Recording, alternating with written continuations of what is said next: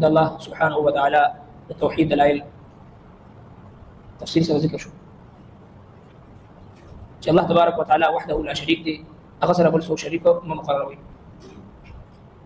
او د بندګۍ لایق صرف یو الله دی او دغه بندګي واجب ده. او کم نعمت تاسو سره دی الله تبارک وتعالى تاسو ته درکړی دی، او تاسو ته چې کله تکلیف رسیږي نو بیا هغه ته فریاد کوئ، او چې کله الله جل شانه تکلیفونه درنه لري کړي نو بیا د الله تبارک وتعالى سره شریکان مقرروي. دې لپاره چې تاسو د الله رب العالمین د نعمتونو ناشکري او ناقدري وکړئ. نو که تاسو کوئ نو بیا د دنیا د لږه شانتي ژوند دی، د دې نه فایده واخلئ، بیا به تاسو ته پته ولګي. اوس مزید د شرک ذکر فرمایي، د دې د شرک او هغې باندې رد فرمایي. په دور جاهلیت کې مشرکینو به په خپل فصلونو، باغونو او په مالونو، په تجارت، په هر څه کې به ځان دپاره چې کوم بوتان دوی مقرر کړي وو نو هغه بوتانو دپاره برخې او حصې مقرر کړی وي، او د هغوی په نامې باندې به صدقه ایستل، منت او دغه شانتي د هغې په نامه باندې مستقل د دوی په تجارت کې، د دوی په کاروبار او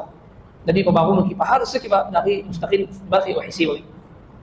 حالانکه د الله تبارک وتعالی نه سوا د بل چا د نوم صدقه او د بل چا د نوم منت او د بل چا د غیر الله په نوم باندې څه ورکول دا ناجایز او حرام دی. هر څه چې انسان ورکوي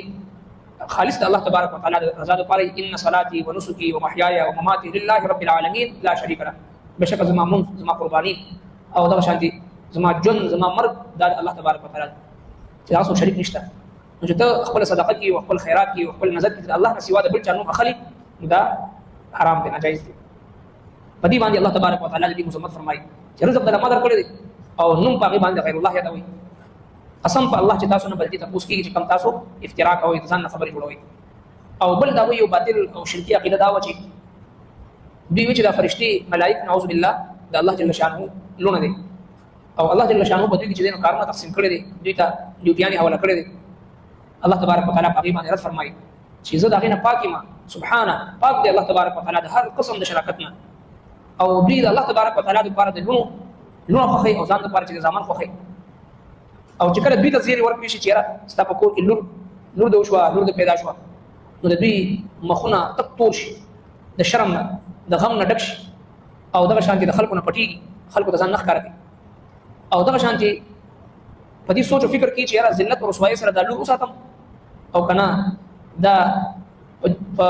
ژوندي چې دا لور ښخه کړم، ځمکې ته دننه کړم او د ذلت نه ځان بچ کړم، دا سوچ وي. الله تبارک وتعالی فرمایي ډېر بد فیصله ده چې کوم دوی کوي. او هغه خلک چې ایمان نه وروړي په آخرت باندې، د دوی مثال ډېر بد دی. الله تبارک وتعالی دپاره مثال دی ډېر اوچت،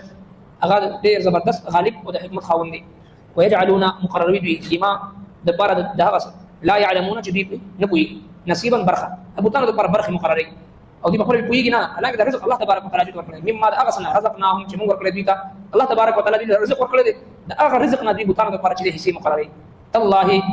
په الله قسم لتسألن خامخا به تپوس کېږي دوی نه عما د هغه څه کنتم تفترون چې تاسو د ځان نه تړل، افتراء تفترون افتراء ځان نه جوړول. ويجعلون او دوی مقرروي لله الله جل شانه دپاره بنات لونه، بنت یو لور ته وایي، بنات د هغې جمع ده، د الله تبارک وتعالی طرف ته به دوی د لونو نسبت کولو چې الملائکة بنات الله، د فرشتې د الله لونه دي، نعوذ بالله. سبحانه پاک دی هغه الله تبارک وتعالی، لم یلد ولم یولد ولم یکن له کفوا احد، نه دې د چا نه پیدا دی، نه د ده نه څوک پیدا دی، ولم یکن له کفوا احد، نه هغه کفوا، نه هغه څوک همسر برابر شته، هېڅ څوک نشته د الله تبارک وتعالی برابر. ولهم او ځان دپاره ما یشتهون څه چې دوی غواړي، ځامن ځان دپاره ځامن خوښوي او د الله تبارک وتعالی طرف ته د لونو نسبت کوي. واذا بشر هر کله چې زیری ورکړي شي احدهم یو کس د دوی نه بالانثى د جنۍ، ظل نو شي وجهه مخ د دې مسودا تور وهو کظیم او دې د غم نه ډک شي. د لور زیری چې کله واوري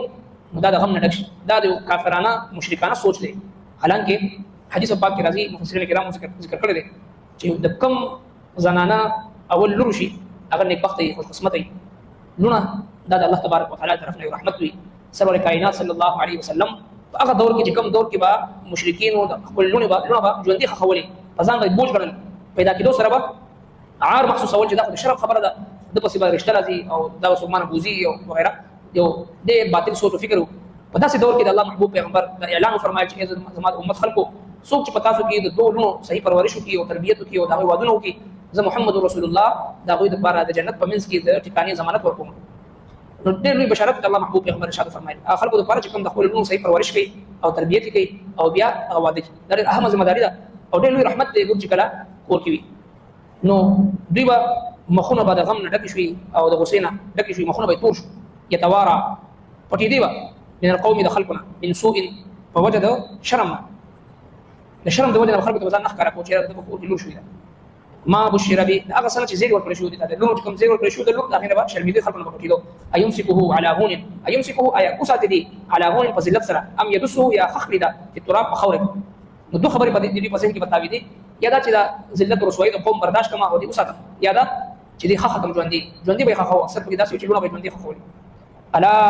یاد ساته ساء ما يحكمون بد هغه چې فیصله کوي للذین هم خلق لا يؤمنون ایمان لري بالاخره په آخرت مثل السوء د دې مثال بد دی ولله المثل الاعلى او الله د پر مثال دی د ټول نه اوچت او هو العزيز الحكيم او هغه غالب خاوند حکمت دی نو د دې په تفسیر کې آزاد مفسرین کرام فرمایي چې اسلام لونو ته زنانو ته خور مور ته ډېر لوی عزت ورکړی دی ډېر لوی مقام او مرتبه ورکړی ده لور زنانه په حیثیت مور وي هغه د خپل لاندې جنت دی زنانه په حیثیت خور وي هغه د انسان عزت دی او په حیثیت لور وي دا د انسان لپاره فخر دی او په حیثیت ښځه وي دغه نفقه په خاوند باندې واجب دی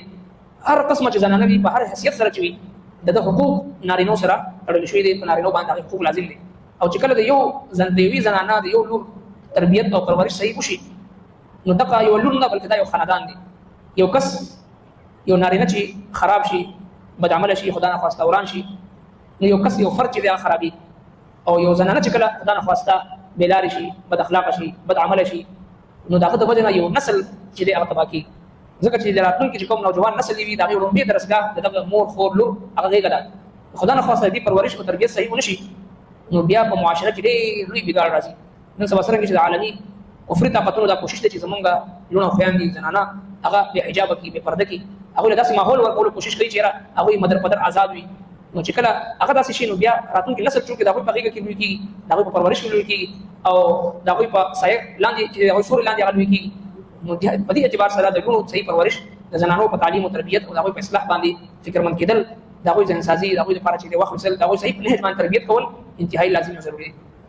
ويجعلون او مقرروي دوی لما د پاره دا غسل لا يعلمون چې نه پوهېږي نصیبا برخه مما رزقناهم دا غسل چې موږ ورکړی دوی ته تالله په الله قسم لتسألن خامخا تپوس کېږي تاسو نه عما دا غسل کنتم تفترون چې تاسو ځان نه جوړوئ ځان نه تړئ ويجعلون او دوی مقرروي لله د الله لپاره بنات لونه سبحانه